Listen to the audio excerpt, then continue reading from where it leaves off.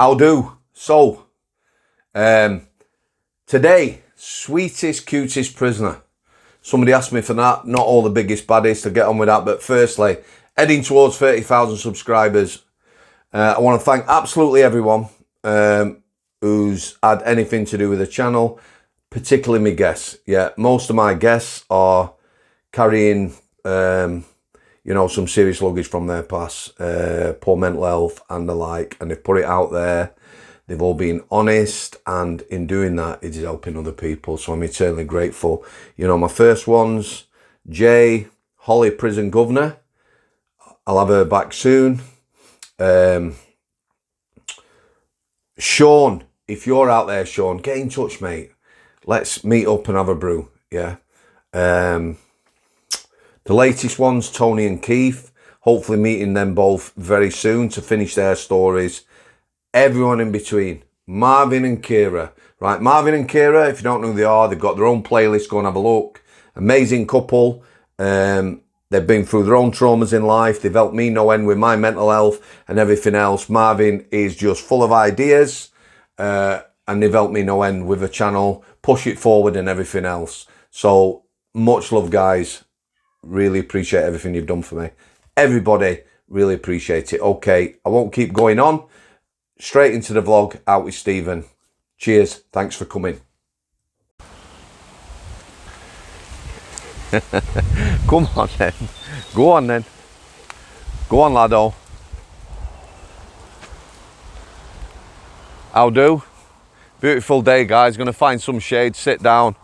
Cheeky little vlog. So somebody asked me, could I do the cutest, sweetest prisoner? Thought about this long and hard. Here's the disclaimer.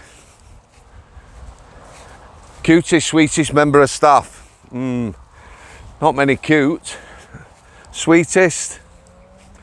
Again, not many sweet. I'll tell you one who was. Very little get mentioned in prisons, do a lot of good work. I suppose at one time I've used, shall we say, the sort of religious element in prison.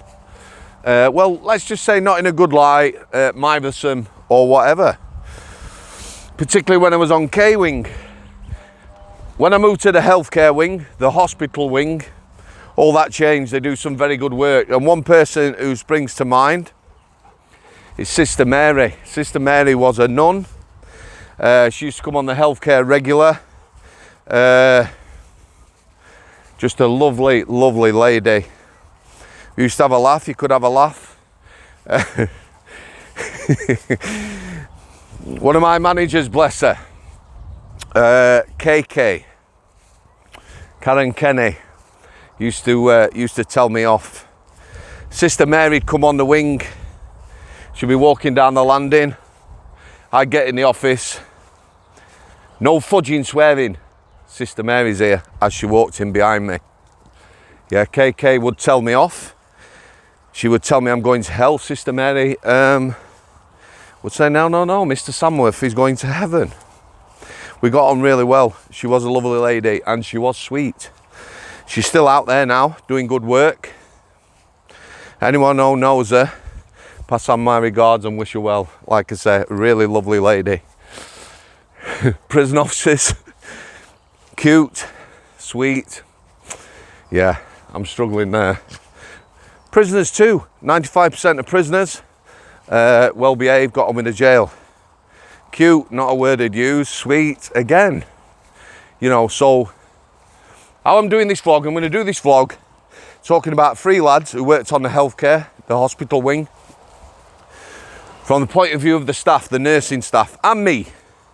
You know, my personal view of these guys, obviously. So, the hospital wing, I'll explain what that is. It's just like any other wing in any other prison in the UK. This way, Stevie, let's go and find somewhere to sit down, kid. Any other wing, yeah, it had 3 landings. It was a small unit, a 20-bed unit, maybe 21. That was for patients. We used to call people on their patients. I had no problem with that. Used to use first names. There were people who were on there for they had ill health, and then there were the vast majority of people are on there because they suffered with their mental health, mental illness. 3 landings, 20 beds. The time I'm talking about, around about 2011, it's when the prison documentary was made. Inside Strangeways, we had 3 lads, Smithy, Craig and Mark. It was a very challenging year, that. We had around about 350 people on the healthcare that year. So that's people coming on, you know, some people might be there a week, some people might be there months. But as you can see, that's quite a lot of people, and the vast majority of them had poor mental health, so 350 in 1 year. Shall we say some of the prisons were challenging? We had a period where there was a lot of, without getting too graphic, bodily fluids and solids, adorning. Hey, that's a good word, Sambo. Adorning the walls and floors. So we used to have a company that came into the prison, a couple. Entrepreneurs, you might say. They started their own sort of industrial cleaning business. They did some work in hospitals, police stations. You can imagine police cells after a Saturday night, you know, full of drunks, etc. I don't, again, have to get too descriptive. Products adorning the walls, yeah. So they were a lovely couple. They would come in, and the worst cells, 2 hours, they would have like a hazmat suit almost. You know, the sort of thing you'd be wearing if you were dealing with nuclear stuff and things like that. Or in high school labs with dangerous viruses. And they would clean that cell, and when it were done, I would happily have gone in any cell they did. Nice, fresh smelling, super clean. There was a price to that. I don't think it was. I'm not sure how much exactly it cost.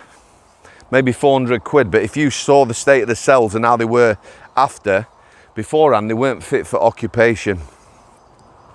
However, the prison, like everything, didn't want to pay that sort of money, so they started training prisoners, which was no bad things, to do industrial style cleaning, suits, products and that. It wasn't the same job. It weren't a full deep clean. You know, we used to have cells cleaned by prisoners, and that's not that they weren't doing a good job. They would only deal with, for instance, if there was something adorning the walls, they would clean that off. It didn't get rid of the smell. It was a cheap way of doing things, but you know, that's where we are now, isn't it? Anyway, you're getting the idea. Now, sometimes, very busy unit, we didn't have a spare cell. Governors, the only time they came on healthcare was when they wanted someone off a wing, might be dangerous or whatever, and then they'd be after a cell. So we would have to get someone fitted and move them off. Now, if that cell was a state, we didn't have time for industrial cleaners to come in. The nurses would put their aprons on, bless them, and they would get in there. You know, nurses, years ago, there were no cleaners in hospitals. Nurses did everything. Roll the sleeves up, get in there, and they would do that. No complaints. Bradders, KK. Well, KK's only small, so I can say neck deep. You know what I mean. These 3 lads. Smithy, I probably did know his first name. He was happy being called Smithy. Craig and Mark, I can see them now. All 3 of them together. What a team, yeah. They did lots of work that people don't see. These lads are just prisoners. When I say just prisoners, you know, they didn't get paid a fantastic amount of money, but they would do so much work. They helped us. We only had a few staff. The hospital wing was actually run by a trust. Various trusts, including the NHS, would put a bid in to run that hospital wing, and that trust or NHS would pay for the staff, i.e. prison officers. We didn't have any prison managers. It was nurse-led, so Bradders, KK and Sandy, my 3 managers, ran the unit and ran it really well. So these lads, not a lot of benefits. They would get stuck in. If they saw one of the nurses, Miss Bradbury let me do that.